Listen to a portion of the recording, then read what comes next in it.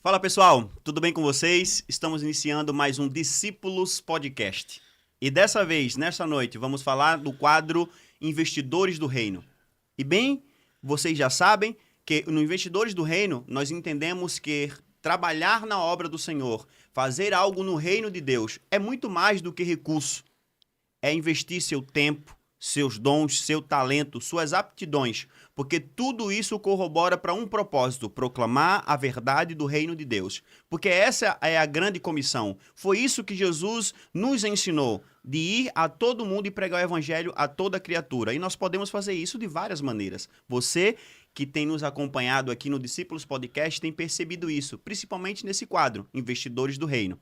E para estar conosco, compondo essa bancada aqui, nós convidamos alguém muito especial, que normalmente fica por trás das câmeras, mas hoje ele vai estar aqui e nós vamos conhecer um pouco mais da sua história, de tudo que ele tem feito no reino de Deus, desde a sua conversão até os dias de hoje. Eu estou falando de Jean Rocha. Muito bem-vindo ao Discípulos Podcast, dessa vez aqui juntamente conosco na bancada. Bem-vindo, Jean. Muito obrigado. Obrigado, Bruno. Obrigado pelo convite. E é um prazer estar aqui com você, compartilhar, né, de experiências, conversas, vitórias, nesse longo tempo que a gente tem na vida cristã.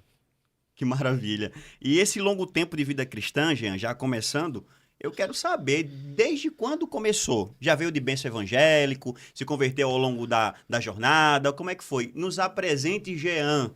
Quem é Jean e quem é Jean antes e depois de Jesus? Bruno, antes eu aceitei a Cristo muito novo. Eu aceitei o Evangelho com 15 anos, Que né? maravilha. Mas eu costumo dizer que eu não tive adolescência. Eu saí de criança para adulto, né? Interessante. Morava no interior, é, saí de casa para trabalhar em outra cidade já com 14 anos, então eu não tive essa adolescência. Meu pai, ele tinha uma padaria no interior e aos 12 anos eu era forneiro da padaria. Meu Deus, 12 anos. 12 anos eu já trabalhava na padaria, eu já era forneiro, inclusive, né? Então, ajudava meu pai trabalhando na padaria. Com 2 anos, uns 2 anos depois que eu já trabalhava, eu comecei ajudando, muito pequenininho. E aos 12 anos eu era forneiro, então já era uma peça importante na padaria, Sem sombra de né? dúvida, se o pensar errado. É. E aí, depois meu pai vendeu a padaria e mudou totalmente assim, da água para o vinho. Ele vendeu a padaria e entrou na política. Caramba. É. E aí ele gastou todo o recurso que tinha vendido a padaria, ele gastou na campanha, Ele virou candidato, é isso? virou candidato a vereador, Caramba. gastou todo o recurso e perdeu a Meu eleição, Jesus. né? E aí, depois disso, a gente passou uma crise financeira, lógico, passou uma Caramba. crise financeira por um tempo e ele foi trabalhar com meu tio. Meu tio tem padaria, o irmão dele tem padaria há mais de 50 anos. Que essa padaria era uma sociedade deles dois. Sim. Eles começaram muito novos também, começaram a trabalhar muito novos e eles montaram uma padaria. E foi crescendo o negócio e eles compraram outra. Quando eles compraram outra e dividiram. Um Aí foi ficou aí com que o teu uma, pai assumiu uma. assumiu Entendi. uma em outra cidade. Perfeito. E aí o que que acontece? Quando meu pai tomou essa decisão de vender a padaria e entrar na política, perdeu, né? E aí ficou numa situação complicada e ele voltou a trabalhar com meu tio, dessa vez como funcionário. Era um funcionário, irmão, mas era funcionário. E precisou de outra pessoa, um ajudante, eu tinha 15 anos. E meu tio me chamou. E eu fui. Enfim, eu costumo dizer assim, né, como a gente diz no interior, eu nasci os dentes na padaria, então eu sei de tudo de padaria, né? Que De maravilha. massa eu entendo. Então, a gente foi trabalhar com meu tio, eu e ele. Então, com 15 anos, eu fui morar em outra cidade, fui morar com minha avó e trabalhar na padaria do meu tio. E eu fui com 14 anos, na verdade, não tinha 15 anos ainda. E um ano depois que eu estava na padaria, eu aceitei Jesus. Caramba, velho. E como é que foi essa questão, Jean? Por que tão jovem? E trabalhar tão jovem? Na padaria do seu pai com 12, depois foi lá com seu tio entre 14 e 15. Não deveria, vamos dizer assim, tá aproveitando, vamos lá, a infância ou a adolescência? Qual é a necessidade? Qual foi a necessidade que te levou, Jean, a estar trabalhando tão cedo? Eu acho que foi também uma cultura familiar, né? Interessante. Meu avô, o pai do meu pai, ele ficou louco quando meu pai tinha 12 anos de idade, 10, 12 anos. E aí foi quando eles começaram a trabalhar, os dois, só eram dois filhos, e eles começaram a trabalhar e tinha um recurso, que meu avô ficou louco, mas tinha recurso, né? Sim. E aí ele tinha vários imóveis, tinha fazenda, tinha... E foi quando eles montaram a padaria depois, aprenderam a profissão e montaram a padaria. Então, talvez essa questão de trabalhar muito cedo, eu aprendi com meu pai a ter responsabilidade, trabalhar. Então, acho que é também uma cultura familiar. E, assim, não me arrependo, né? Eu ensinei meus filhos também a trabalhar. Perfeito. Eu Ei, segui essa cultura. Eu acho que a gente sente falta disso hoje, inclusive. verdade, viu? E assim, e era exatamente onde eu ia entrar, porque assim, trabalho nunca matou ninguém. Eu nunca ouvi na certidão de óbito de alguém. Morreu de quê? Morreu de Morreu de trabalhar. trabalhar. Nunca vi. Não tem. Morre de várias outras coisas, menos de trabalhar. Então, assim, acredito muito que você falou de cultura familiar, mas também tem a questão, algumas outras questões, que tem a necessidade, que pode ser não só financeira, mas de alguém assumir a responsabilidade, como você bem falou. Seu avô não podia mais, então seu pai precisou assumir uma posição de maneira É, precoce. no meu caso, no caso dele, sim, ele tinha que Sim, assumir essa responsabilidade junto com o irmão. No meu caso, nem tanto, porque meu pai nunca me forçou a trabalhar, mas tinha uma cultura da minha casa, lembrando que ele não era crente, nós não éramos crentes ainda, sim. e eu muito jovem, eu meus amigos eram todos com a idade bem acima. Então eu com 14 anos eu bebia, tá? Bebia. Com 13, 14 anos eu já bebia. Ia para as festas. E aí precisava de dinheiro, né? Então, com essa necessidade de precisar de dinheiro para me divertir, foi que eu comecei a trabalhar desde a padaria dele. Me interessei para, eu sabia, né? Eu vivia ali dentro, eu crescia ali dentro, então eu sabia de tudo fazer, né? E, e aí a necessidade de ter meu dinheiro foi que fez eu ir trabalhar, assim. Existe essa cultura no interior também ajuda. Os jovens, eles viram adulto mais cedo por Perfeito. conta do estilo de vida, a liberdade, você tem uma liberdade maior de estar na rua, o pai tem menos preocupação do que quem está na capital, Tem menos tem gente, todo menos mundo se gente, todo mundo se conhece, conhece. Então, todas essas coisas, elas facilitam. facilitam esse amadurecer mais cedo. E qual foi o interior que você veio e Era, surgiu? era em Bento Fernandes. Eu nasci em João Câmara Sim, e meu pai, depois, quando eles compraram a segunda padaria, ele foi morar em Bento Fernandes. E eu fui morar em Bento Fernandes, eu acho que eu tinha 2 anos de idade, né? E quando eu tinha 14, aí eu voltei a morar em João Câmara, dessa vez com minha avó, para trabalhar trabalhar. na padaria do seu Isso, tio, né? isso. Entendi. E nesse processo de trabalhar nessa idade toda para poder bancar as festas, as farra, Sim. encontrou Jesus. Como é que aconteceu? Meu pai, lembrando que, como eu disse a você, meu pai entrou na política, virou secretário de obras. Sim. E um dia, um irmão desses irmãos, né, me lembro como se fosse hoje, o irmão Floriano, ele era um cara que na cidade de Bento Fernandes, todo mundo já ouviu ele falar de Jesus. Todo mundo. Uau. Ele é um cidadão que não sabe ler. Ele é analfabeto. Meu Deus. Mas é um dos maiores evangelizadores que eu conheci na minha vida.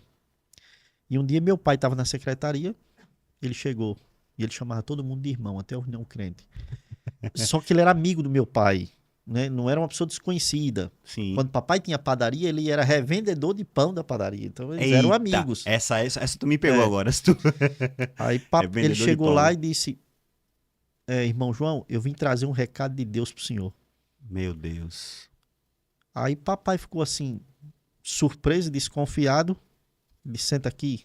Aí ele realmente trouxe um recado do senhor para papai. E aí papai aceitou Jesus. Uau. Não nesse dia. Passou a frequentar, mas em poucos dias ele aceitou Jesus.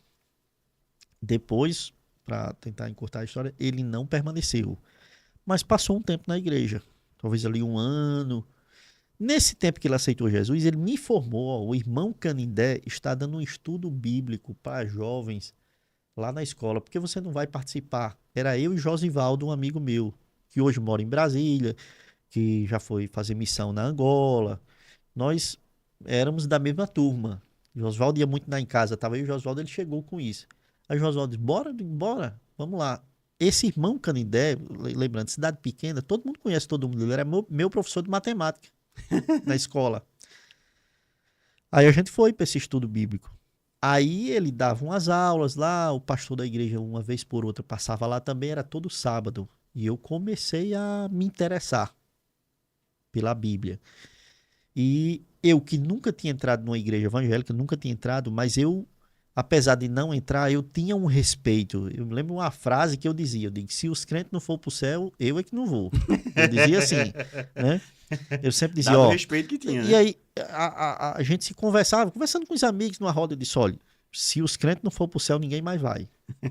Porque os caras passam o dia inteiro falando de Jesus, orando, buscando. Se ele não for para o céu, você acha que quem vai? Eu e você não vai. Então, isso era umas conversas que eu tinha, né, com os amigos. E aí, nesse estudo bíblico, um dia eu vou passando na rua, não era no dia do estudo, era um dia de semana, uma quarta-feira, eu vou passando na rua, e o irmão Canindé era professor de um curso que eu não lembro de que era. Eu ia passando no local que ele dava o curso. Era Sim. de outra coisa, alguma coisa secular. Aí ele disse, Jean, deu com a mão, aí eu olhei, ele disse, vem aqui, por favor. Aí eu entrei lá na sala onde ele dava o curso, ele abriu a Bíblia e disse, lê esse versículo aqui para mim. Aí eu li João 2:15, 1 João 2:15, não ameis o mundo, nem o que no mundo há, se alguém ama o mundo, o amor do Pai não está nele. Meu Deus do céu, que cipuada danada. Foi. Cara, ele só mandou eu ler esse versículo e pronto. Eu disse, interessante. Saí e fui para casa. E aí esse versículo passou assim uns 4 dias fervendo na minha mente, 24 horas por dia. Meu Deus. Só isso, ele só disse isso, não disse nada além disso. Eu já frequentava o estudo bíblico, mas não, só frequentava ali para aprender alguma coisa. E aí, à noite, lembro, isso era uma quarta-feira, eu não dormi, eu passei a noite inteira acordado pensando nesse versículo. E aí, papai, que tinha aceitado a Jesus há pouco tempo, tinha uma fita de um cantor daqui de Natal, Marcelo Carvalho, o nome dele. Hum. Eu lembro os hinos. O clarim já nos alerta, nossos corações desperta, pois a vinda é bem certa de Jesus. Lembra como se Música de fosse hoje? crente. Era. E aí eu fiquei quarta, quinta, sexta ouvindo e sábado ouvindo essa fita, direto. Eu não dormia à noite. Eu só dormia de 5, 6 horas da manhã. Eu ficava a noite inteira pensando nesse versículo, direto, sem parar. Me perturbou, passei 4 dias perturbado. No sábado, eu disse, pai, eu quero ir para a igreja. Lembra? Eu nunca tinha ido numa igreja, nunca tinha entrado. Sim. Tinha visto um culto na rua, entrado numa igreja, eu nunca tinha entrado. Eu pirei. Disse, papai, eu quero ir para a igreja com o senhor hoje. Ele disse, não tem culto hoje não, só amanhã. Aí pronto, aí eu pirei mais ainda. Porque a vontade era tão grande de ir Sim. que eu fiquei louco quando ele disse que não tinha. Eu sentei, eu fui para fora de casa, sentei na calçada e fiquei ali pensativo. Lá vem minha turma de amigos. Vai passando a hora e disse, ei, vamos pra festa? Eu disse, vou não. Disse, não vai porque não, não vou porque não quero. Eu não disse o motivo e ficou insistindo e eu não fui. E no dia seguinte, era o domingo, aí eu me preparei para ir pro culto. Aí naquele dia eu fui pro culto, no domingo, aceitei Jesus. Lembro da mensagem, lembro de tudo, como foi. E aí eu aceitei no dia 24 de outubro, 23 de outubro de 94. 23 de outubro de 94. 30 anos. Meu Deus do céu, coisa linda. Então, esse foi o momento marcante da vida do Jean. Em Sim, relação a antes e depois. Né? Depois sim. desse processo todo, 15 anos, entrou e aceitou Jesus. E a partir daí, Jean? que é que mudou? Né? Daquele contexto que você acabou de contar, o que é que você vivia, né? Qual era o seu contexto? E a partir dali, você falou que seu pai não durou muito tempo e você prosseguiu, É, né? Como é que foi esses desafios que você eu enfrentou? comecei a caminhar com papai na igreja, mas aí papai foi esfriando, né? Foi esfriando, papai foi esfriando ao longo do tempo, ele também deixou de... Depois parou de ir para a igreja, mas dizia que era crente, e depois foi passando, foi esfriando. Tá até hoje afastado, mas eu entrei de cara, comecei a estudar a Bíblia, aprendi a tocar, conheci pessoas, eu com 8 dias, 9 dias de conversão, eu tive uma conversão muito radical. Eu fui para a igreja não crente e saí da igreja crente, quadrado, de verdade, assim, transformado, assim, foi uma coisa, assim, muito radical. No outro dia eu já não pensava em nada que não fosse coisa de crente. Foi assim, foi muito radical. E lógico, nada contra nem a favor, mas tem pessoas, você sabe que as pessoas têm conversão diferente, Sim, sem né? dúvida. Eu fui, assim, radical. E aí, lógico, nós estamos falando de 30 anos atrás, onde as coisas eram diferentes, Sim, os costumes eram diferentes, sim. e nesse dia eu já passei a dormir de calça.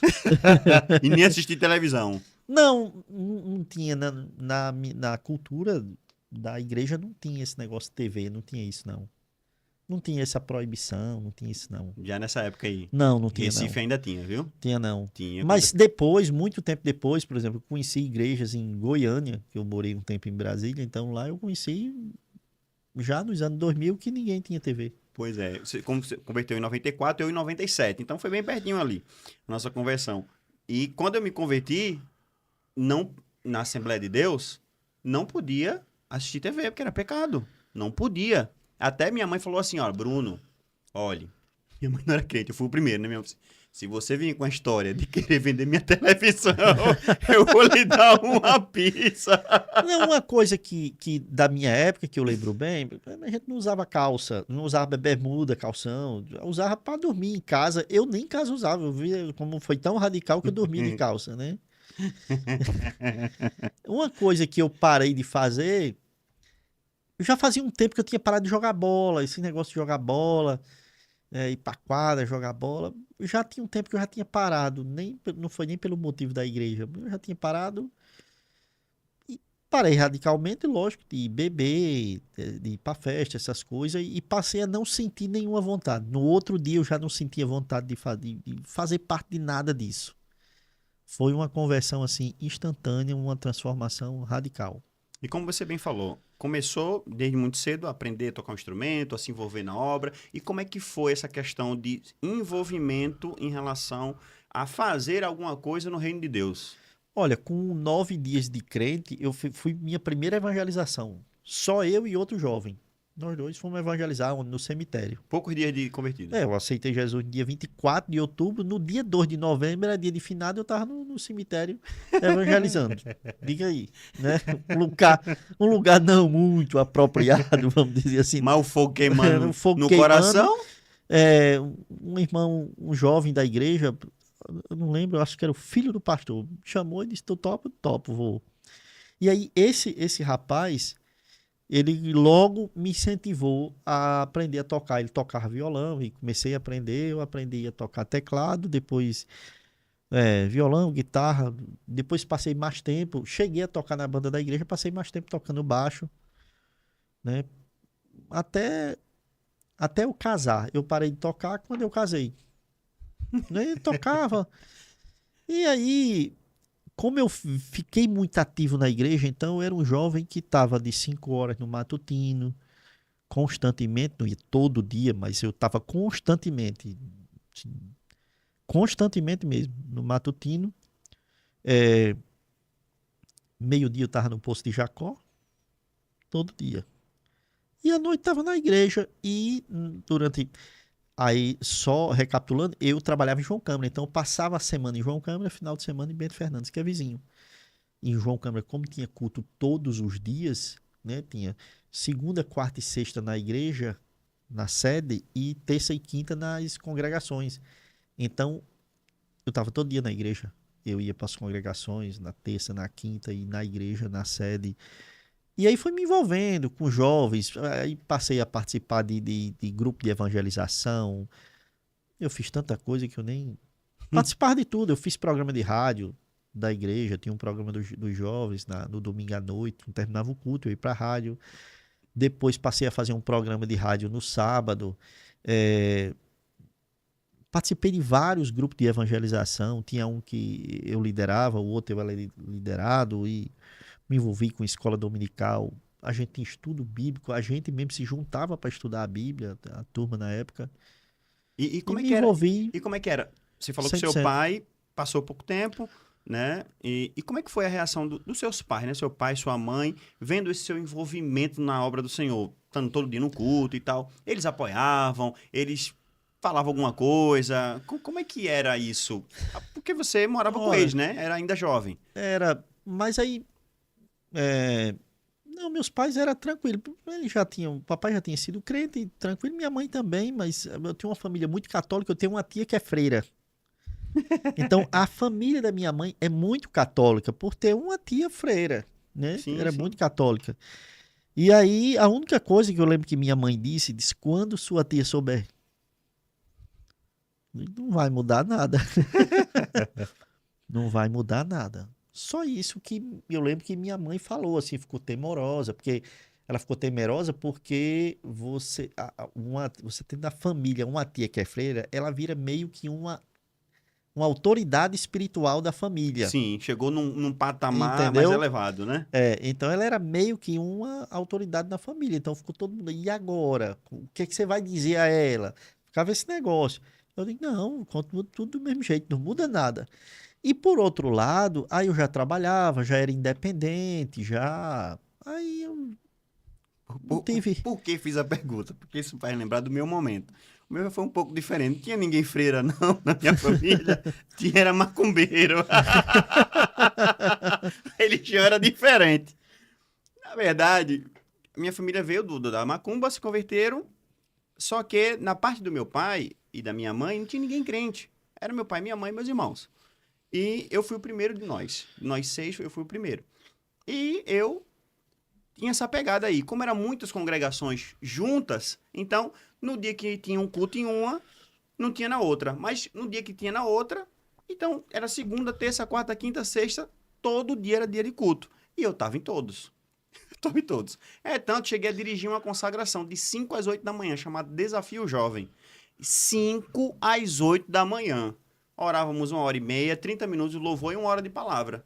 Era todo domingo pela manhã. E a gente já emendava com a EBD. Ó a pegada. Então, assim, hoje a gente não vê mais isso. Nenhum jovem querendo se gastar dessa maneira. Agora você me fez lembrar, né? Faz 30 anos isso, poxa, faz muito tempo, mas. Agora você me fez lembrar, a gente tinha um. Eu não lembro como era que a gente chamava esse trabalho, porque quando eu me envolvi muito na igreja, então aí eu fiquei morando de vez em João Câmara. Eu já não vou já no início eu ia no fim de semana para Bento Fernando, depois nem ia mais. Me envolvi, voltei a morar em João Câmara, literalmente morava com minha avó.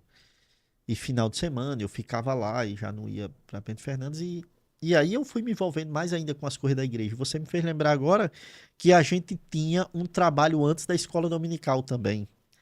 Era um trabalho, era uma espécie de culto de jovens para desenvolver a habilidade de pregar, de Perfeito. cantar. Era a mesma pegada. Pronto, era Era essa isso a aí. pegada. Então a gente tinha isso também. Porque a gente eram 12 jovens e ficavam se revezando toda semana. Dois intercediam, ficavam na salinha da intercessão, enquanto dois louvavam e um era escalado para pregar. E no outro domingo fazia o remanejamento. Todo mundo ia afiando ali a espada, né? Para poder Isso. se desenvolver. E assim foi. Foi assim que a gente cresceu, assim que a gente foi educado, né? Só que minha mãe dizia o seguinte: você vai endoidar, viu? Você não sai da igreja todo dia, a semana toda na igreja. Você não quer saber de outra coisa. Eu quero que você fique doido igual seu tio. Então ela dizia isso comigo. Aí eu falei para ela o seguinte: eu cresci numa comunidade já, muito barra pesada, lá em Recife. Eu vi muitos dos meus amigos serem presos e assassinados. E eu falei para minha mãe: né? Porque chegou um momento ali de 15 anos, já estava converti aos 10.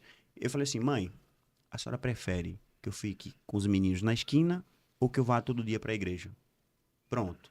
Foi a pergunta da vida, nunca mais ela questionou eu estar todo dia na igreja.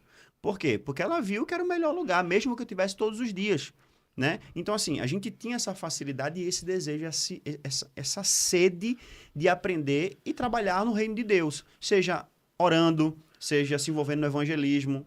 Chegou um momento que eu evangelizava sábado de noite, que era só o pessoal mais maduro, ali com 18 anos, os homens mais velhos, de 10 à meia-noite.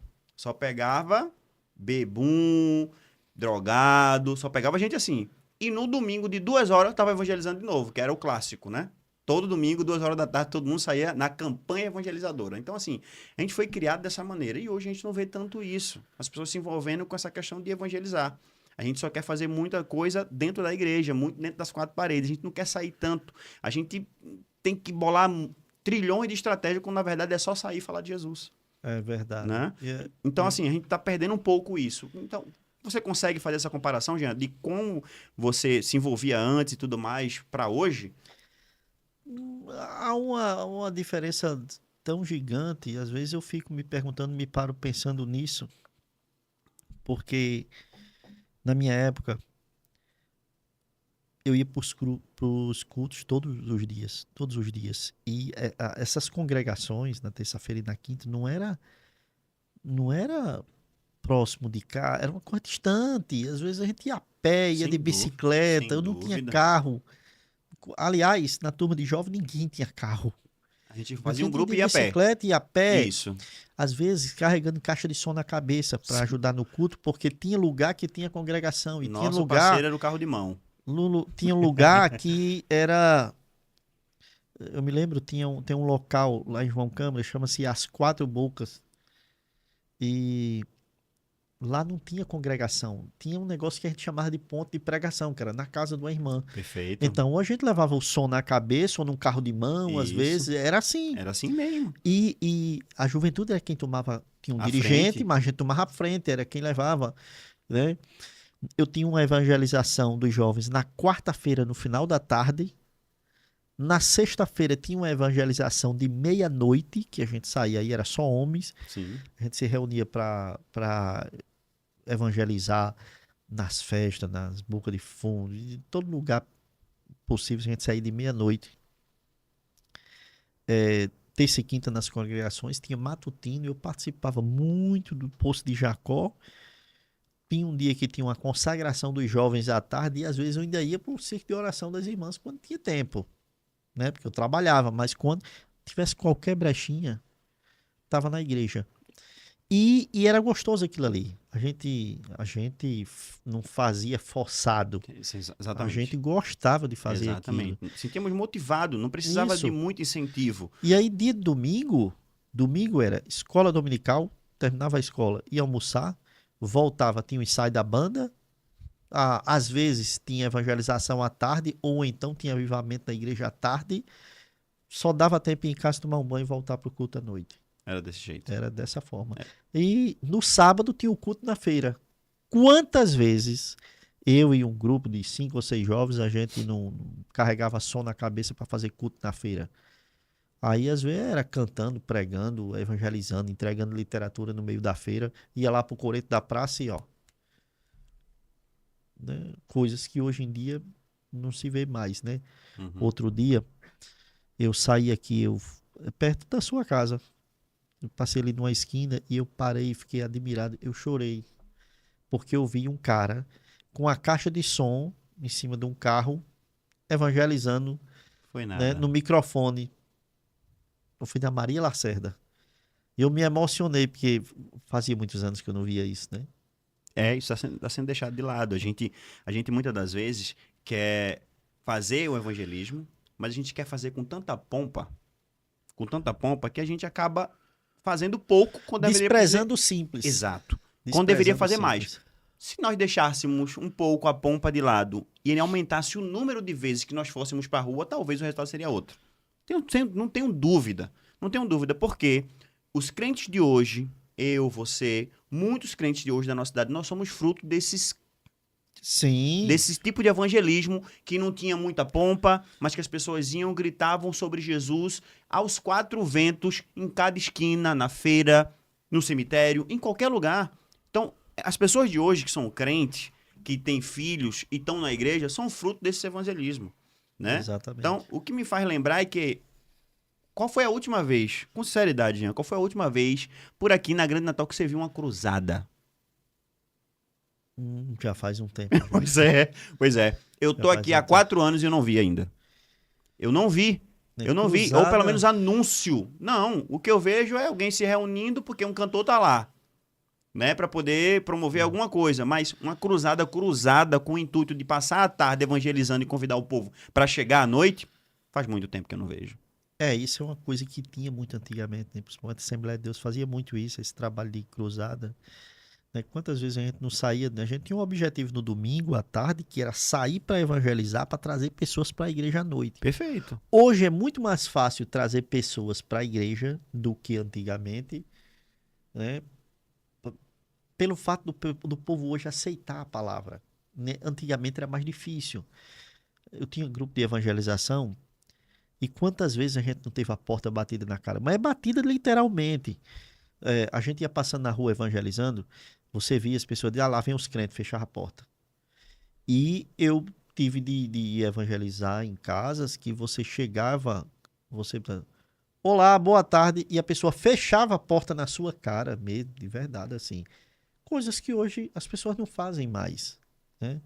Então, hoje seria muito mais fácil evangelizar pelo fato de pessoas. Eu acho que tem uma coisa que contribuiu muito para isso, foi que ao longo dos 20 anos por aí, muita gente importante na sociedade foi aceitando Jesus. Isso fez uma diferença. Porque eu me lembro que o que as pessoas, como as pessoas tratavam os crentes antigamente, há 30 anos atrás, quando eu aceitei Jesus, né, em Bento Fernandes, há 30 anos atrás, as pessoas ainda jogavam pedra no telhado da igreja. No tempo que eu aceitei Jesus. O telhado da igreja era cheio de pedra, porque as pessoas jogavam pedra. Às vezes, na hora do culto, inclusive. Você escutava a pedra, era pedra. Né? Então, hoje em dia não tem mais isso. Hoje em dia não tem essa aversão aos crentes como tinha antigamente. Existem outros tipos de perseguição, mas é uma coisa mais maquiada, né? Em outro nível. Mas as pessoas, os cidadãos na rua, hoje é mais fácil de ouvir a palavra do que antigamente. Eu acho que uma das coisas que contribuiu muito foram, ao longo desse tempo, pessoas importantes na sociedade, artistas, pessoas que são conhecidas né, da grande massa, aceitarem Jesus. Isso fez uma diferença, porque as pessoas foram começando a ver os crentes de forma diferente. É positivo? É.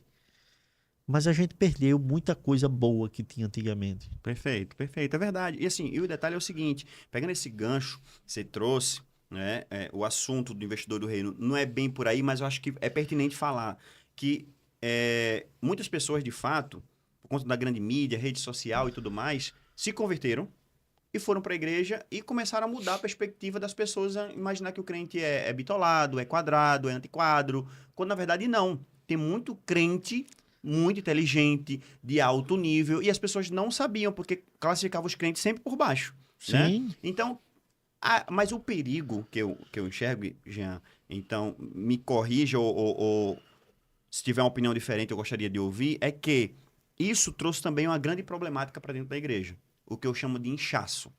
O que seria isso? É porque hoje nós estamos vendo muitos famosos surfando nessa onda, né? E indo para a igreja e não mudando seu comportamento. Vai na igreja, até se batiza. Então a gente a gente tá numa era, hoje, nos últimos 5 anos, pra cá, a gente tá numa era do igrejamento e não do arrependimento.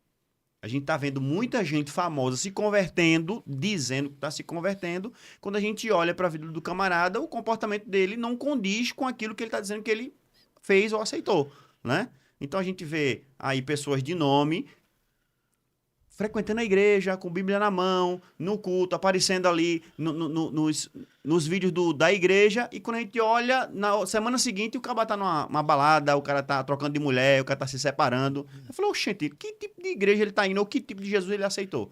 É esse tipo de coisa que eu enxergo hoje. Tá mais fácil? Tá. Mas hoje tá mais uma questão de status mais do que ser cristão autêntico propriamente dito. Não, porque hoje, se você é crente, as pessoas até valorizam, acham bacana. Pessoas que não são crentes, que não têm nenhuma ligação, até acham bacana, acham inteligente, interessante. Não querem para ela, mas acham interessante. E eu acho que teve uma coisa sobre essa questão do inchaço na igreja. Eu acho que hoje, ao longo do tempo, uma cultura mundana que foi entrando aos poucos na nossa sociedade como um todo, e isso, logicamente, entra na igreja também, é o politicamente correto. Perfeito. Porque o politicamente correto, ele faz as pessoas terem um sentimento, e isso atinge até os crentes, tá? Uhum. Que você não pode julgar, que você não pode dizer que determinada coisa é pecado, que você está, né, você tá julgando a pessoa. Então, eu acho que isso, ao longo do tempo, foi afastando aquele tipo de discurso da doutrina, né, de guardar os costumes, daquela coisa toda. Não vamos fugir, vamos falar o português, aquela coisa mais assembleiana, Sim, né? sim, sim. É. Aquela coisa mais assembleiana. Eu acho que o politicamente correto, ao longo do tempo, foi meio que entrando na igreja. Perfeito, Que é o concordo. seguinte, você, como você falou, e artistas que têm, não só artistas, mas pessoas influentes, que têm uma vida de qualquer jeito, mas se você for contra isso, ou se você discordar disso, você está julgando a pessoa, né? E por muito tempo eu discuti sobre isso, hoje eu discuto menos, né? Hoje eu estou aprendendo a ter mais paz do que razão, né? Mas eu era muito radical com essas coisas. Quando alguém dizia, você está julgando, eu digo, não, tô não. Se eu julgasse você, eu mandava pro inferno direto. Se eu tivesse o poder de julgar, eu já mandava pro inferno direto, sem nem arrependimento. Mas, então, entende que ao longo do tempo, o fato de você pregar, de você falar a verdade do evangelho, de você falar a verdade daquilo que Deus quer para você, para nós, você está julgando, você está sendo radical, você está sendo, né? E ao longo do tempo, isso tem entrado nas igrejas, né? Hoje, qual o tipo de pregação que a gente vê nas igrejas de um modo geral, né? Pouco se fala mais em inferno, né? Exato. Hoje você falar sobre determinados assuntos, uma 20, 30% da igreja discorda da sua mensagem, mesmo você pregando a Bíblia, né? Uhum. Dentro da própria igreja. Então acaba afastando mais aquele cuidado do que está certo, do que não está, das doutrinas bíblicas, né? Que nunca mudaram. Exato. Elas nunca mudaram. A gente é que mudou ao longo do tempo, as igrejas foram mudando a forma de ver as coisas, né? Então eu acho que esse politicamente correto, de tudo que você dizer, você pode estar julgando alguém, pode estar cometendo um erro, isso vem trazendo essa cultura que você fala, do inchaço da igreja, do não comprometimento, né? Uhum. Hoje todo mundo é meio que dono de si, É, cada um tem um evangelho para si, exato. né? Exato. As pessoas aceitam Jesus e elas vivem como ela acha que deve viver. Exato. E por que toquei nesse assunto? Porque as pessoas hoje não estão se envolvendo com as coisas do reino. Essa é a grande questão. Elas estão indo para a igreja, elas estão se alimentando daquilo que para ela acha conveniente, né? Em um domingo ou num dia da semana que ela gosta de ir para o culto, é alimentada com doses homeopáticas, se sente confortável, aliviada e vai viver a próxima semana. Mas não se envolve com as coisas do reino. E é exatamente isso que a gente está aqui para poder falar sobre isso. Porque todas as vezes que alguém se converte a Jesus de verdade, ela tem um desejo ardente em seu coração em falar do amor de Jesus. Nós estávamos falando sobre isso aqui. Jean acabou de nos contar que com poucos dias de evangelho foi evangelizar no cemitério. Quem hoje você vê com essa vontade, esse desejo, essa sede de dia de finados, levantar cedo da manhã e falar assim, rapaz, eu vou evangelizar. Onde? Cemitério. Não tem. Sabe por quê? Porque as pessoas hoje, isso é uma opinião minha, coloca aí na minha conta, as pessoas hoje não têm se convertido. de maneira genuína, porque não tem como ter o Espírito Santo dentro de si e não ter esse fogo, essa sede de falar de Jesus quando sobe nos ônibus, de falar de Jesus na escola, de falar de Jesus no trabalho, de falar de Jesus com quem quer que seja, com a vizinhança. Não tem como. O Espírito Santo nos impele a fazer isso. E é sobre isso que nós estamos falando, né? Porque a igreja inchou, a igreja, de certo modo, está extremamente bonita, né? Aparentemente, ali por fora, tá os seus templos, quantidade de pessoas, mas quantos verdadeiramente se envolvem? Quantos verdadeiramente colocam a mão no arado?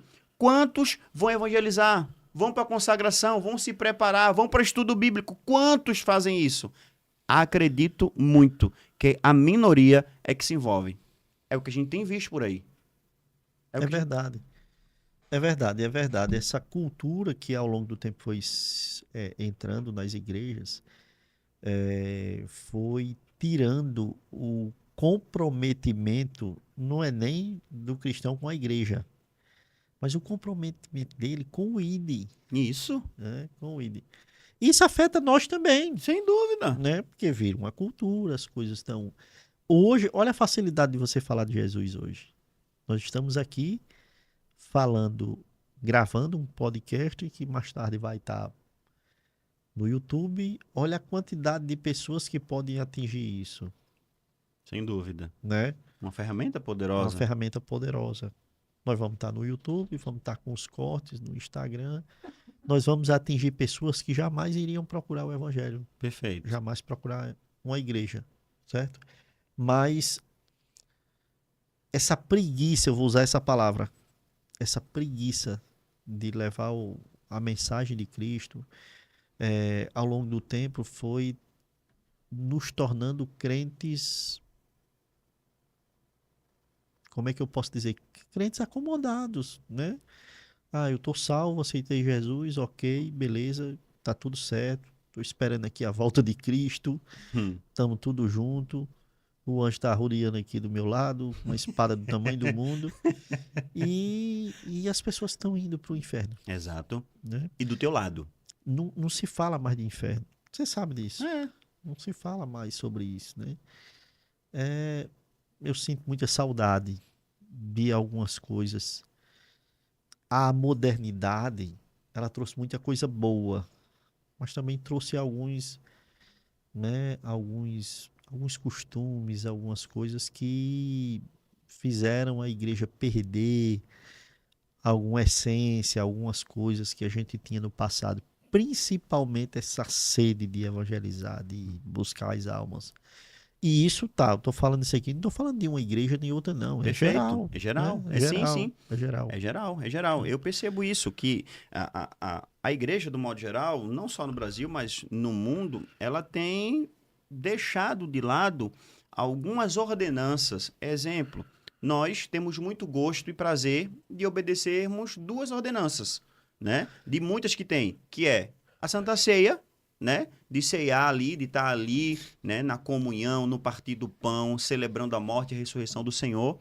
E também na questão do batismo, nos alegrando por um novo convertido, alguém que está ali descendo as águas, assumindo aquele compromisso público, né? Na sua fé e tudo mais. Ok, mas e o evangelismo?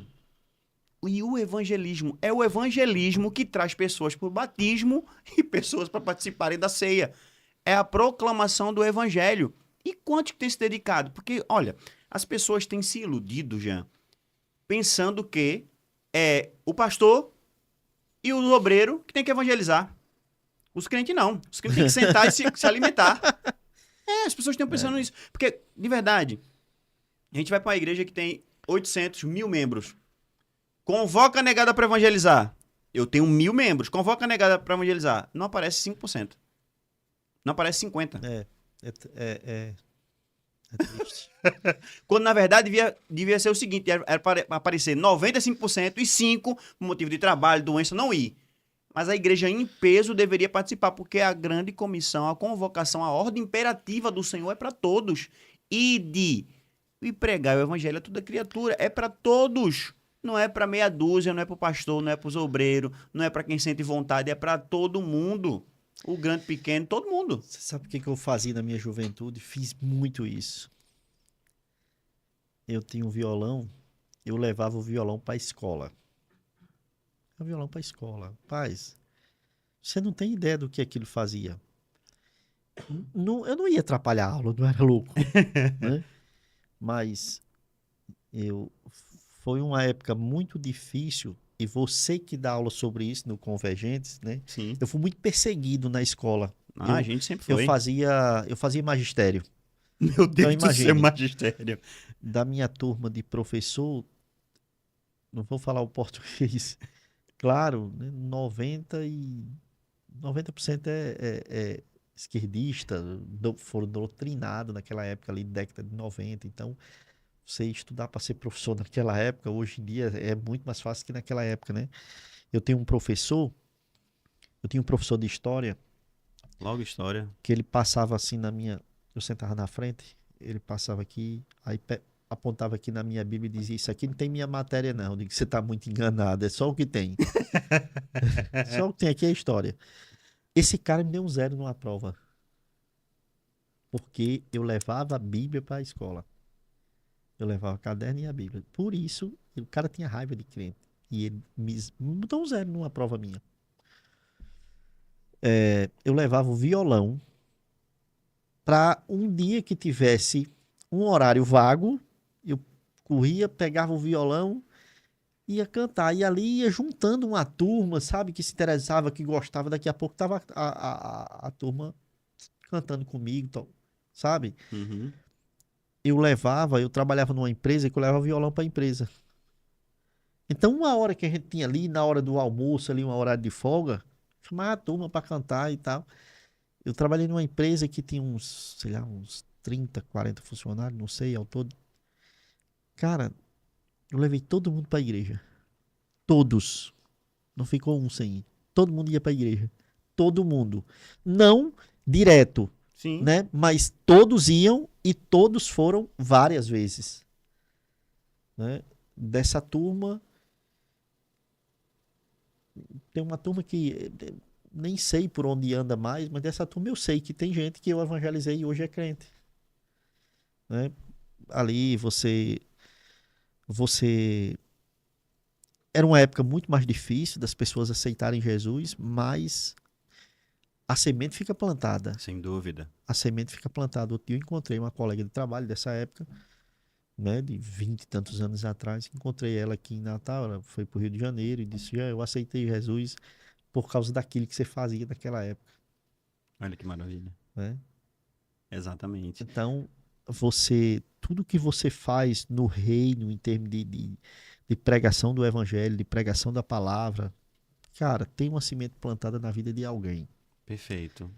E isso é parte, né, de investir no reino. Porque investir no reino, né, como a gente bem fala aqui, é muito mais do que dinheiro.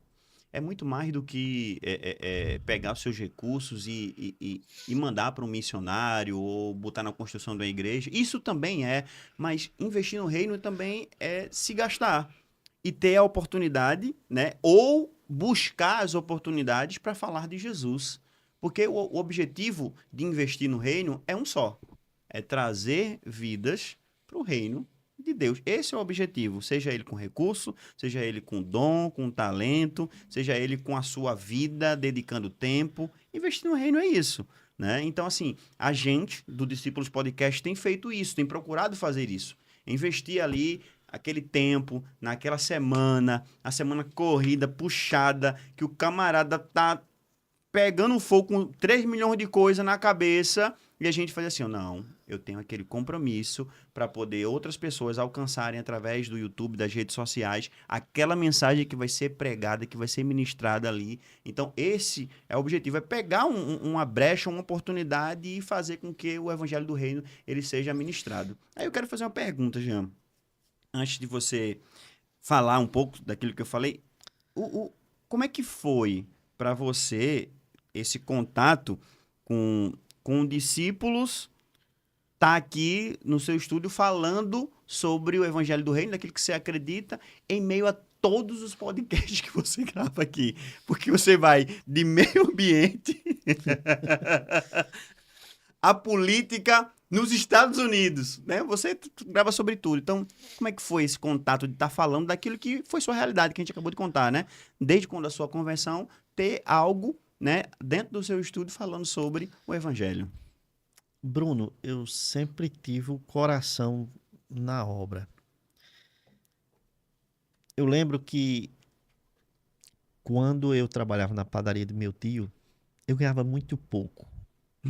Meu salário era muito pequenininho. Eu tinha dois irmãos, eles eram dois irmãos de sangue, Isaías e Isaac.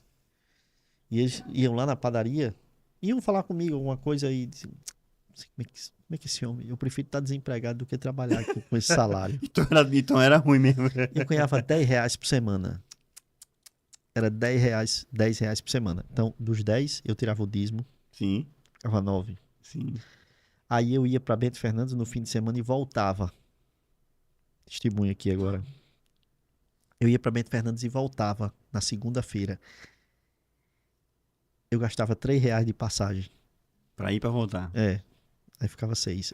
Era o que eu contava. Servia para quê? Para comprar um lanche. Uma vez eu arranjei uma namorada na igreja. A menina que eu fui namorar, a menina mais rica da igreja. Eu não tinha. Eu comecei a namorar com ela no mês, no próximo mês era o aniversário dela.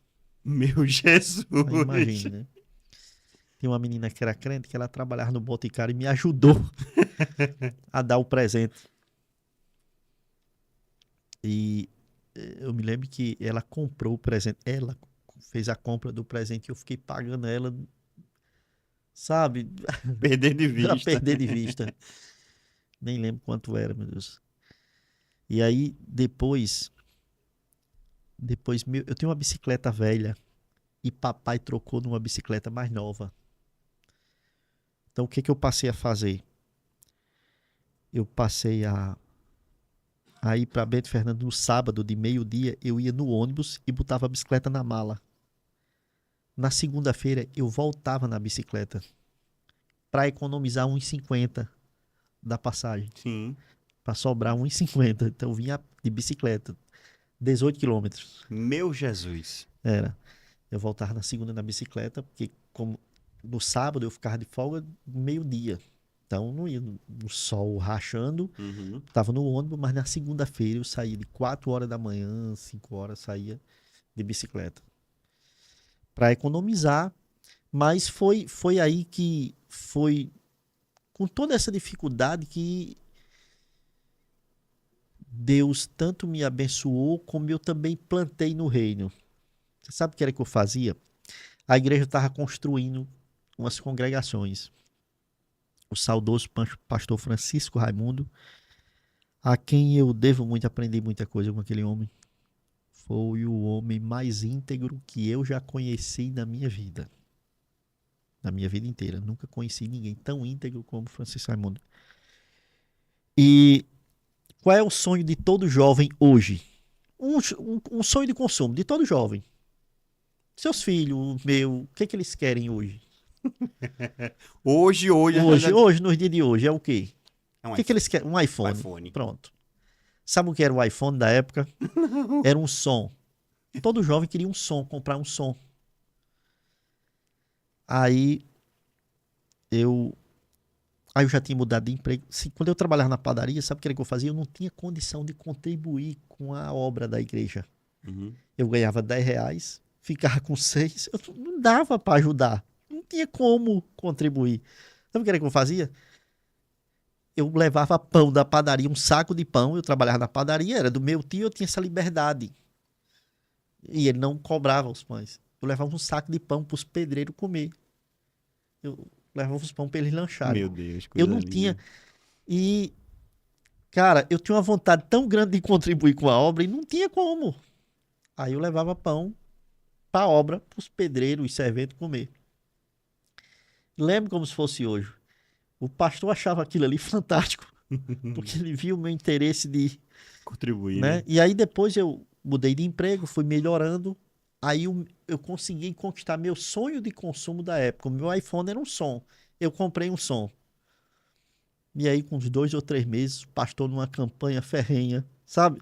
Quando o pastor Silas conta a história da Mercedes, Sim, que ele doou, sim. cara, isso passa um filme na minha mente.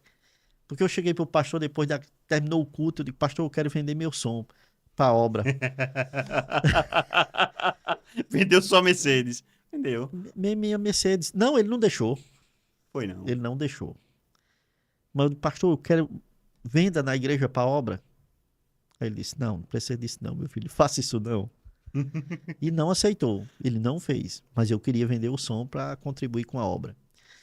Então, entenda que tudo começou muito lá atrás, né? Eu sempre tive a consciência que a obra de Deus, ela tem que ser feita por mim, Sim, né? Eu sou responsável. sim. Não vem anjo fazer. Bem não. Então, às vezes, os crentes, eles impõem essa responsabilidade para a igreja e para o pastor. Sem dúvida. Quando, na verdade, eu sou participante disso, você é participante disso. Nós somos responsáveis pela obra. Nós temos uma obra gigante para fazer na terra e que eu sou responsável por ela. Exato. A gente costuma, os crentes, a depositar essa responsabilidade no pastor e na igreja, mas eu estou aqui de fora. No máximo posso fazer aí uma contribuição e tal, né? Quando a realidade não é essa. Então, se todo crente tivesse essa visão de reino, que você é participante Uhum. da obra, né? E principalmente aqui a nossa cultura nordestina não é propícia para isso. A nossa cultura nordestina, né? O pessoal do sul, eles já se sentem mais participantes nesse ponto de investir na obra. Sim. Nós, como eu já morei um tempo fora daqui, então eu entendi que isso também faz parte da cultura, né? E aí, como eu cresci com isso, na igreja, fui aprendendo tudo isso, eu tinha o pastor, ele dizia, depois de tanto eu me esforçar e contribuir, fazia coisa, a gente fez tanta coisa para contribuir com as obras que um dia ele disse, meu irmão, a gente está numa dificuldade muito grande, mas qualquer coisa a gente fala com o Jean aí que ele resolve. Ele dizia isso, porque eu era tão empolgado para contribuir com a obra como um todo, que ele dizia isso no púlpito. Ele dizia, qualquer coisa a gente fala com o Jean aí, ele resolve. Né? Então eu passei a vida inteira assim, na igreja, fazendo campanha para comprar instrumento para a banda, era assim, era direto. Então quando eu vejo o pastor Silas falando aquilo, sabe? Passa um filme na minha mente. Quantas vezes, uma vez eu fiz uma campanha na igreja para renovar os instrumentos, tudo tá tudo quebrado, né? Eu não lembro a minha idade, mas eu acho que eu devia ter aí uns 18, 20 anos. Eu fui dirigente de congregação. A primeira coisa que eu cheguei na igreja foi comprar microfone, sabe? Então, era coração aberto para a obra. E aí, o tempo passa, né? E você casa, e vem filho, vem essas coisas. Então, a vida muda muito, né? E quando eu comecei a estudar essa área de tecnologia, a minha profissão mesmo, eu sou programador, né? E sou autodidata. Que Então, coisa linda. trabalhei um tempo desenvolvendo sistema. E quando eu comecei a desenvolver sistema, aí eu sempre pensava assim, como é que eu poderia contribuir ou usar a tecnologia para pregar o evangelho? Cara, eu não conto as vezes que eu entrava em bate-papo do UOL, olha a coisa antiga, Meu Deus. para evangelizar nos bate-papos. Fiz muito isso. Ali no início, naquela época, pouca gente tinha internet, quase ninguém tinha internet, mas eu comecei muito cedo nessa área de tecnologia e fiz muito isso. E hoje a gente tem um espaço gigante para fazer isso, para pregar o evangelho. E aqui no estúdio, sempre que vem, né? Você não é o primeiro, mas sempre que vem alguém que vai trazer a palavra, que vai fazer algum trabalho pro senhor. Eu já fiz podcast para uma missionária aqui, que tinha dia que ela vinha gravar, faltava ter um culto aqui. Né? Tem uma missionária que vinha fazer um podcast aqui, era sempre à tarde. E aí, meu amigo, depois de um podcast virava aqui um culto aqui dentro. Então, eu dou graças a Deus por essa oportunidade de ter aqui algumas pessoas que falam do Evangelho e que isso me dá uma segurança, até uma segurança espiritual. Acaba envolvendo o ambiente como um todo, né? E a gente percebe algumas coisas que acontecem aqui, às vezes pessoas que vêm gravar. Ora, eu tenho um estúdio que entra todo tipo de gente, né? Você Uhum. não sabe como as pessoas vêm.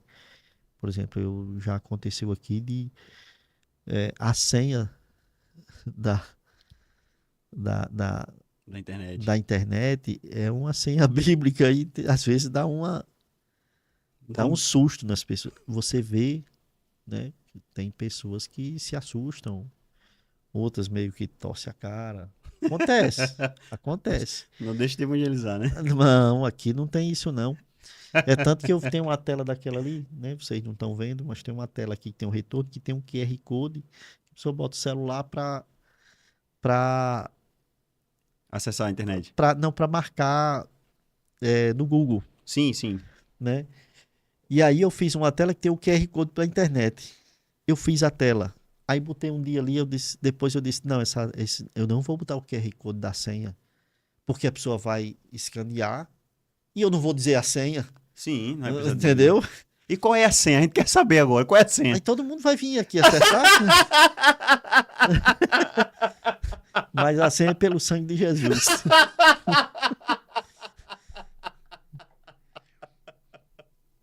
Pelo sangue de Jesus. Pronto. É, já, Evangelização melhor do que essa não tem. já teve gente que se assustou. Pelo Já sangue teve de gente Jesus. que meio Pronto. que torceu a cara. Aí tem outras pessoas que ficam sem graça. Mas tem pessoas. Tô falando só de não crente, tá? Sim, Os sim. crentes é de boa, mas tem pessoas que dizem eu gostei da senha. Acontece, né? E sempre é um ambiente assim que, poxa, eu já falei de Jesus para tanta gente aqui no estúdio já, né? Porque a gente acaba batendo papo, conversando, falando sobre uma coisa, sobre outra. Sempre tem um espaço, sempre tem um espaço para a gente utilizar a ferramenta que Deus nos deu para contribuir com o evangelho de alguma forma. Que maravilha, que maravilha. E a gente é muito grato, né, de ter esse espaço aqui para poder falar, né, e ouvir, né, essa história que você acabou de nos contar de conversão, de mudança, de trabalho, de empenho, entender um pouco as pessoas que estão nos acompanhando muitas vezes, elas comungam da mesma história que nós, viemos da mesma época que nós. Quando a gente vai olhar lá as como que eu posso dizer? A movimentação do YouTube, a gente percebe que a grande maioria que nos assiste aqui, do Discípulos Podcast, tem a nossa idade. 35, 40 anos, 50 anos, tem ali. É sempre nessa faixa etária. Então, vinha da mesma época que nós. E se identificam muito com isso, porque eu percebo, eu ouço as pessoas, elas mandam mensagem lá no Instagram, que a gente tá um pouco diferente daquilo que a gente fazia antes. A gente pregava mais, a gente evangelizava mais, a gente ia mais pra rua, a gente visitava mais enfermos, a gente ia pra cá. Rapaz, pensa num negócio bom.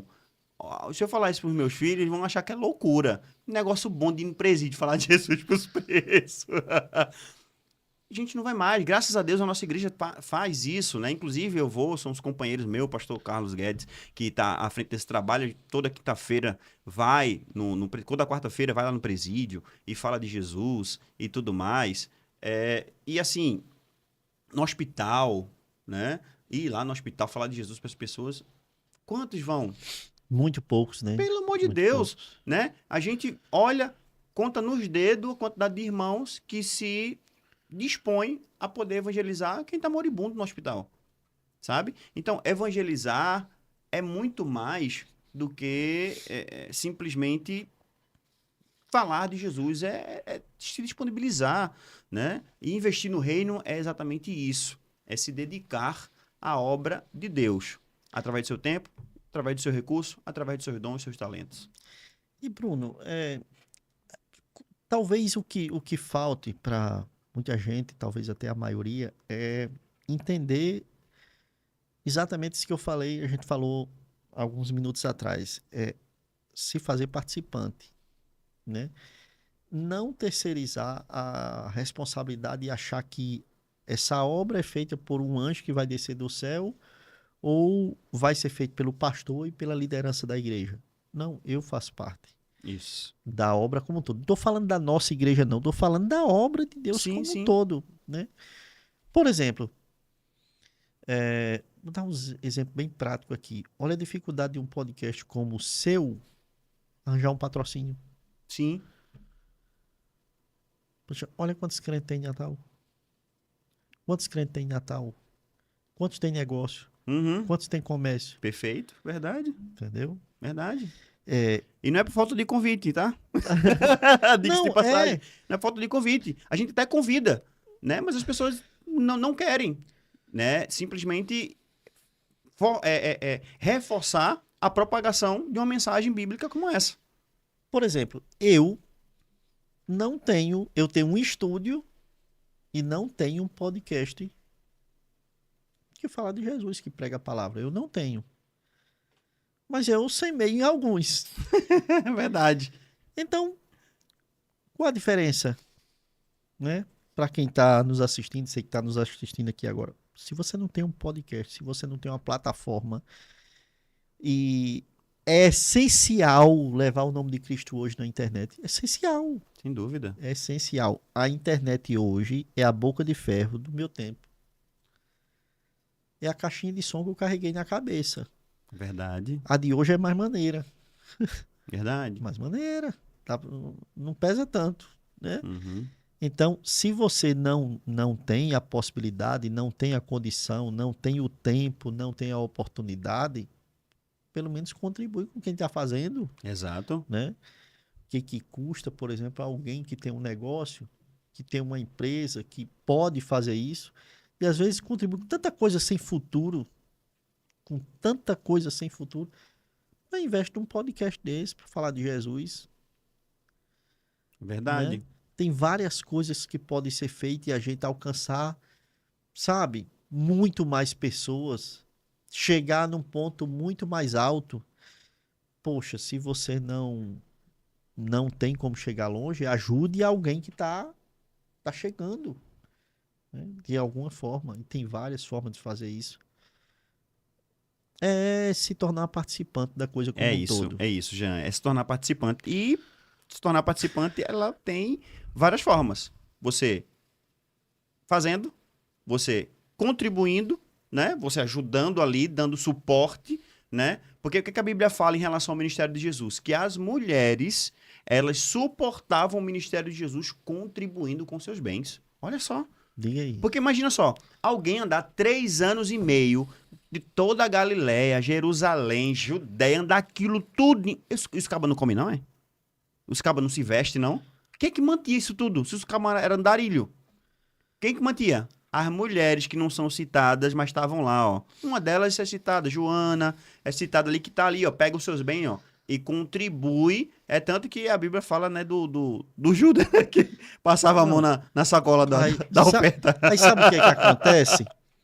Aí o cara não contribui com um trabalho sério às vezes, aí manda um pix para um cara que tá na internet dizendo off the king, the best, the power. É verdade. Não, Desse jeito. E não é só, tô citando um exemplo, mas tem vários. Vários podíamos exemplos. Citar inúmeros. Porque as pessoas estão querendo contribuir com alguém que agrade o ego Exato. delas, que traga uma profecia. Te dou uma profecia de vitória. Tem que ser de vitória no Pix de R$100. Deposite agora um Pix de R$100. Misericórdia, tá repreendido, Jesus. Um Pix de R$100 agora que eu libero uma profecia. Tem uma dessa por aqui no Nordeste, viu? Uma pastora do Pix. Tem. Tem vários.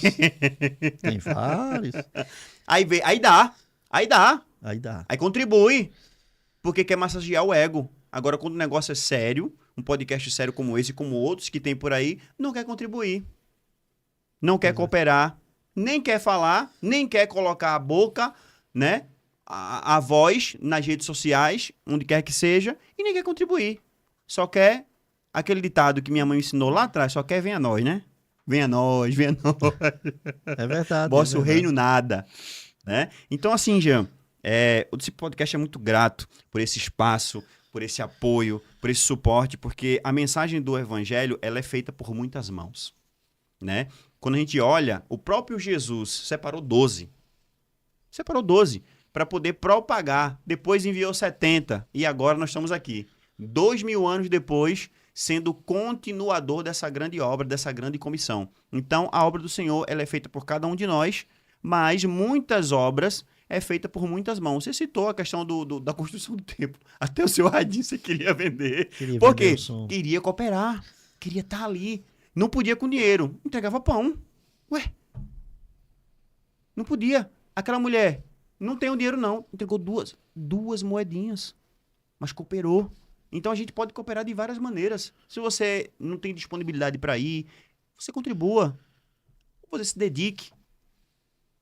Quiçá você pudesse ir, que é mais importante, sair para evangelizar e fazer a obra do Senhor, falando do evangelho no hospital, na cadeia, em qualquer lugar.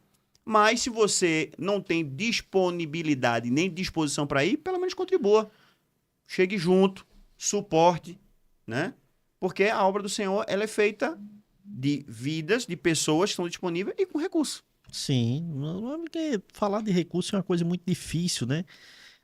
Quando fala de recurso é uma coisa impressionante.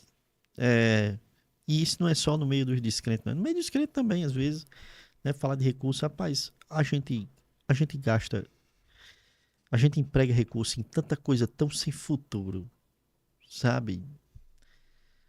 A nossa vida hoje, e aí eu incluo os cristãos também no meio, a gente emprega tanto recurso em vaidade. É verdade. Né? Aí você vê, às vezes, um trabalho sério, precisando de um suporte, precisando de uma ajuda.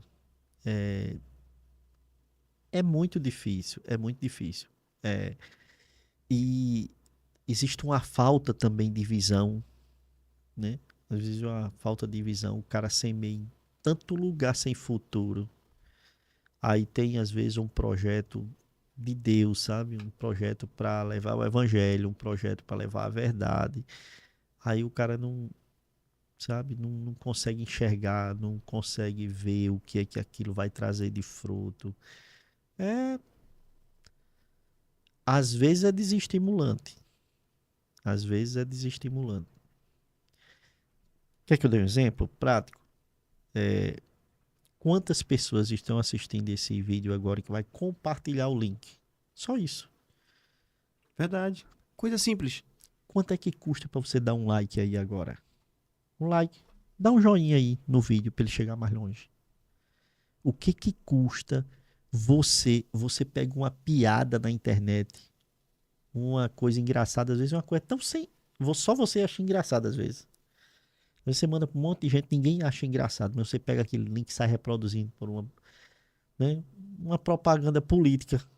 Você não sai reproduzindo, botando em tudo que é grupo. O que custa você pegar esse link agora e mandar para todo mundo da sua rede do WhatsApp? Manda aí para 1, 2. Não mande um para 1, 2, não. Manda para a sua lista todinha.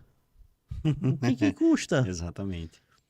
Cara, eu trabalho com isso, às vezes eu fico pensando. Às vezes alguém que tá perto de você,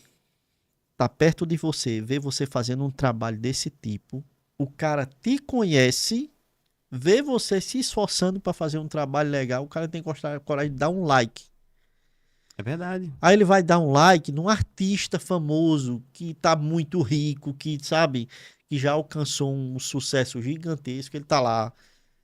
Poxa, e isso não acontece só com... Né? Eu até digo em outros podcasts aqui, raramente eu sento num podcast para falar, você sabe disso. Sim. É difícil. Mas outro dia eu sentei aqui num podcast até de política. E me chamaram para comentar política. E eu disse a mesma coisa que eu estou dizendo aqui agora. O que custa para você divulgar esse trabalho? Nada, não custa nada. Ah, porque você vai estar ajudando o reino. Esse podcast aqui fala de Cristo. Fala da verdade do evangelho. Então, o que custa espalhar esse link? Custa nada. Exatamente. Nada, simplesmente um clique. Um clique. Olha lá, compartilhar, manda para todo mundo aí o link. Acabou. Você já está cooperando. Sem sombra de dúvida, porque o evangelho é exatamente isso, é espalhar a mensagem do reino para o maior número de pessoas possível. É exatamente isso. As pessoas hoje em dia estão. As pessoas passam horas e horas assistindo só baboseira na TV. A TV só tem baboseira. Às vezes na internet, só assistindo coisa sem graça, coisa. Aí tem um trabalho desse. O cara não diz assim, poxa, eu vou aqui assistir isso aqui que é edificante. E aí compartilhar, dar um like, quer dizer,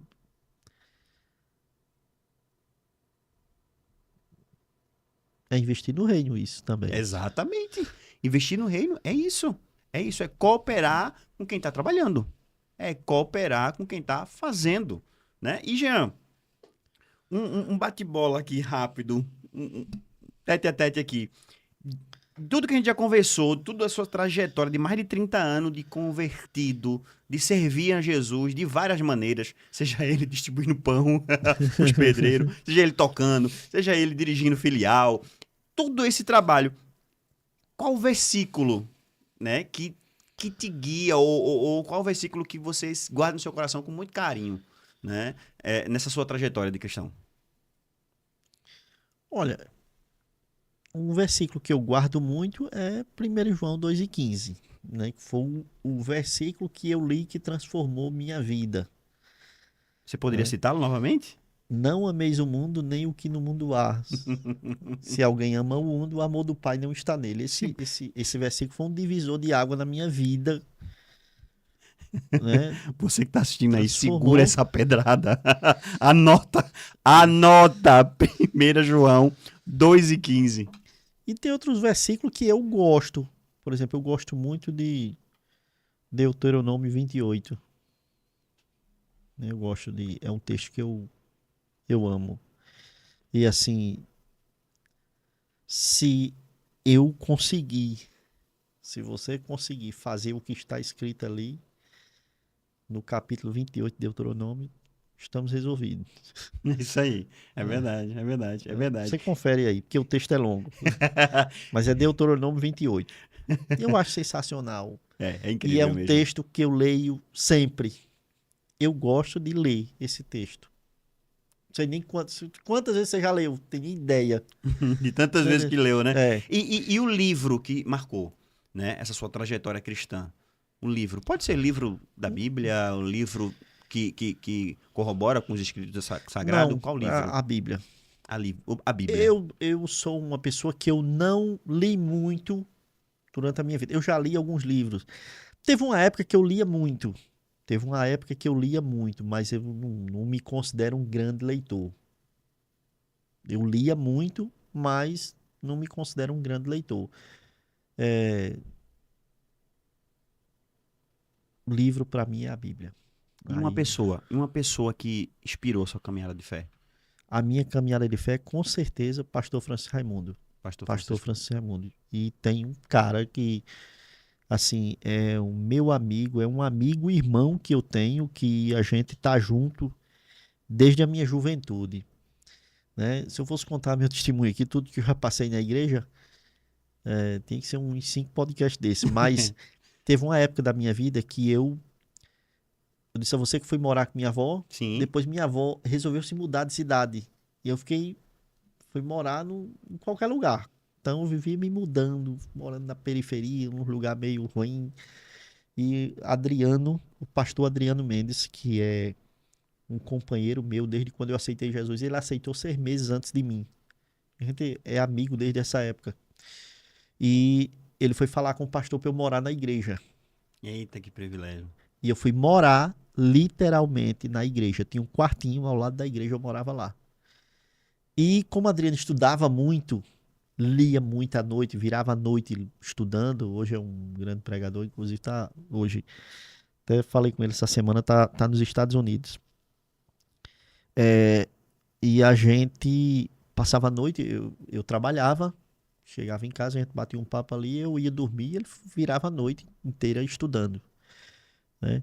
E é um cara que me inspirou muito também. É um cara que a gente caminhou muito tempo junto. Aí, olha como a vida acontece. Adriano foi embora, para Brasília, mas foi consagrado lá pastor.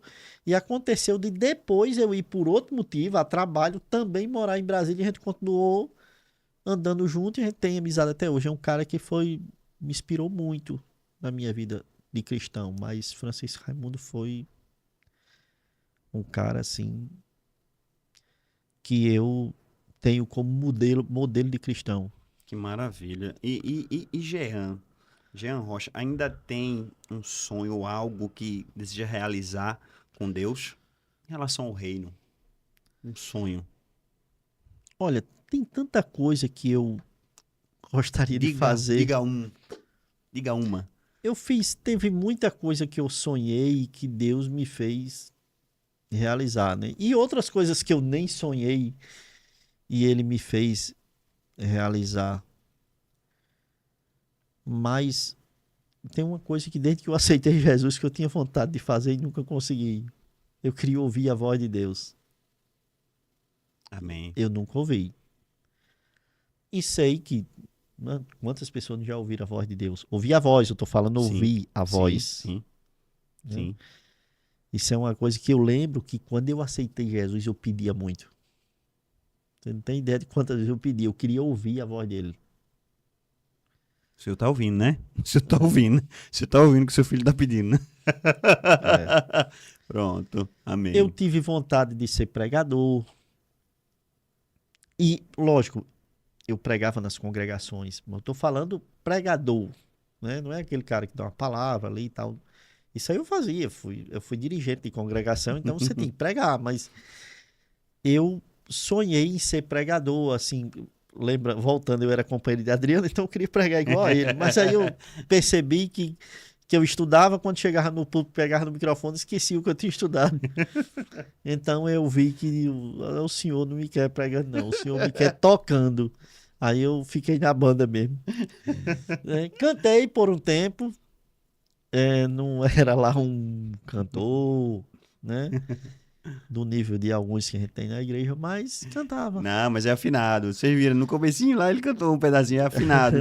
É afinado. Rapaz, não sei não sei se eu sabe, passo no teste não. Sabe, fizer audição ele passa. Certeza, Emanuel, olha. Se fizer, passa, tenho certeza absoluta. Se fizer audição, passa. Jean, partindo aqui para a conclusão desse momento muito bacana, desse bate-papo que nós tivemos aqui, eu queria reforçar a importância das pessoas investirem no reino, né? Alguns vão investir no reino com seu tempo, outros vão investir com seu talento, outros vão investir com seus recursos, para poder as pessoas entenderem o quão é importante, independente do meio pelo qual você vai investir, você simplesmente participar disso. Como você bem falou, se todos os cristãos tivessem essa consciência de que o reino de Deus ele é feito através de nós, Deus, através de nós, muito mais pessoas estariam com a mão no arado. Muito mais pessoas estariam contribuindo, suportando outras coisas, suportando o Discípulos Podcast, por exemplo. Você, apoiador, você que está aqui nos assistindo, nos acompanha já há um tempo, você pode contribuir, você pode cooperar, você pode investir para que essa obra continue e alcance muito mais pessoas. Porque tem muitas pessoas que a gente não vai alcançar de maneira pessoal. A gente só vai alcançar através das redes. A gente só vai alcançar através do YouTube, do Instagram, da vida. Então, para que isso vá mais longe, precisamos de você. De pessoas que apoiem, contribuam. Olha, Bruno, você me fez uma pergunta agora há pouco sobre uma coisa que eu gostaria que Deus fizesse. Sim. Né? E a primeira coisa que vem na minha cabeça é realmente que era uma coisa que desde adolescente, tem duas coisas que eu orava quando eu era adolescente. Quando eu aceitei Jesus, por muitos anos eu orava por isso. E é engraçado que minha esposa sempre fala sobre isso. Porque eu orava, eu pedia a Deus para ouvir a voz dele e eu orava pelo meu filho. Eu com 16, 17 anos de idade, eu orava pelo meu filho. Certo? Sem ter ainda. Não, nem tinha nem namorava. Não tinha nem namorada. Eu já orava pelo meu filho. Aí minha esposa costuma dizer o seguinte. Ela diz que se tem uma coisa que Deus lhe atendeu foi nessa oração do filho. Porque ele é a cópia de você quando a esposa quer botar defeito na gente, né? O defeito nele, aí ela diz assim: você não pode falar mal dele. Porque ele é a cópia da sua oração. Ele veio igualzinho a você. Tá ouvindo, produção? Tá ouvindo, produção? Então, Produção tá ouvindo aqui. então, eram duas coisas que eu orava. Mas se você me perguntar hoje, tem outra coisa que você gostaria de ter? Eu gostaria de ter recurso para investir na obra. Amém, Jesus. E assim, eu digo isso de coração aberto, porque Amém.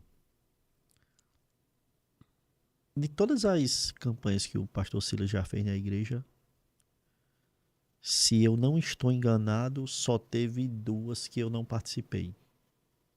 De todas. Eu estou na igreja desde 2012. Eu era da Assembleia de Deus. Quando eu voltei de Brasília para cá, para morar aqui, aí eu já fiquei na ADVEC. Então foi em 2012, São 13 anos. 13 anos. Só teve, acho que duas campanhas que eu não participei. E eu já participei de campanhas onde eu dei tudo que eu tinha. E já teve vezes de eu fazer isso. E Deus honrou. E não tô dizendo que as pessoas têm que fazer isso não, tá? Uhum, Isso sim. aí eu acho que é um ato de fé que você com Deus ali na hora, sabe? Tem uma hora que você decide, não foi Deus, não vou dizer a ninguém que foi Deus que mandou eu fazer aquilo. Não, eu fui quem provoquei o Senhor. É isso Senhor, aí. eu quero semear. Então eu acho que tem muito disso. Esse negócio de contribuir no reino, de uma forma ou de outra, é muito de dentro para fora. É isso aí. É muito de dentro para fora. Então, eu tenho certeza absoluta que se eu tivesse os recursos que eu gostaria de ter, eu investiria muito no reino. Somos dois. Mas, enfim, isso não é culpa de Deus, porque eu não tenho. Não, são as circunstâncias da vida, né? Eu já sou grato até onde eu cheguei, porque Deus já foi muito misericordioso comigo. E sempre que eu posso, de uma forma ou de outra, gente, eu adoro semear. Eu gosto muito de semear. Existe uma frase muito bacana que diz o seguinte, ó: investir no reino é semear em solo eterno. E de verdade, quando eu tô falando em solo eterno, é em solo em que Deus está governando. Ou seja, uma vez que você semeia no reino de Deus, pode ter certeza, querido, a colheita ela é sensacional, ela é sempre multiplicada. Assim como foi na vida de Isaac. É 30, 60, é 100 por um. Então, investir no reino é melhor do que bolsa de valores, é melhor do que qualquer investimento em bancos. Sempre será garantida a colheita. Na bolsa de valores você pode perder tudo. Em alguns bancos, do mesmo modo. Mas, investir no reino, você nunca, nunca ficará sem retorno. E não é barganha. Vou usar uma palavra que o pastor André Galvão ele gosta muito. Não é mercadejar com Deus. Não. Não é fazer troca com o Senhor. Não. Mas saber que investir no reino de Deus é plantar em solo eterno. E saber que a colheita ela é obrigatória. Ela é sensacional e sempre multiplicada. Em primeiro lugar, o crente verdadeiro, né? Em princípio, ele já entende que a pátria dele é outra. É isso aí. Então, assim, se eu tenho a consciência de que o Senhor foi para o céu preparar lugar, cara, nada mais vale a pena do que eu investir no reino. Sem dúvida. Se eu entendo que o Senhor Jesus Cristo veio aqui, me salvou e voltou para preparar lugar para vir me buscar. Então, o que vale mais do que isso? Nada. O ser humano é evado de vaidades e a gente está sempre querendo conquistar, querendo material. Isso é natural do ser humano, mas a gente nunca pode esquecer que existe algo muito mais valioso do que tudo que você pode conquistar aqui na Terra. Ou de tudo que você pode construir, ou de tudo que você possa guardar. Existe algo muito além do que isso. Então, se o cristão entender isso, então ele já tem outra mentalidade. Exato. E investir no reino, como a gente já falou aqui, poxa, pode ser de tanta forma que a gente pode investir, né? Tem recurso, investe com recurso. Você tem tempo, invista seu tempo, sabe?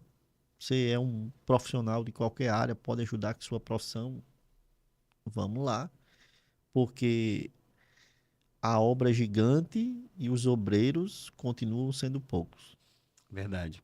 E com essa frase poderosa e pesada e forte, né, que a seara é muito e poucos são os trabalhadores, a gente conclui esse bate-papo muito bacana, leve, mas também extremamente conflitador com aqueles que ainda não despertaram para a questão de investir no reino. Independente se é com tempo, se é com aptidões, talentos ou com recurso, né? Nós estamos concluindo esse episódio, Investidores do Reino, no Discípulos Podcast com Jean Rocha. Ouvimos a história dele, ouvimos o quanto que ele já fez e investiu de várias maneiras e hoje investe de outra, né? Porque a gente, ao longo da vida, a gente vai mudando as circunstâncias, mas a gente não pode deixar de investir no reino. Antes, investia-se com pão.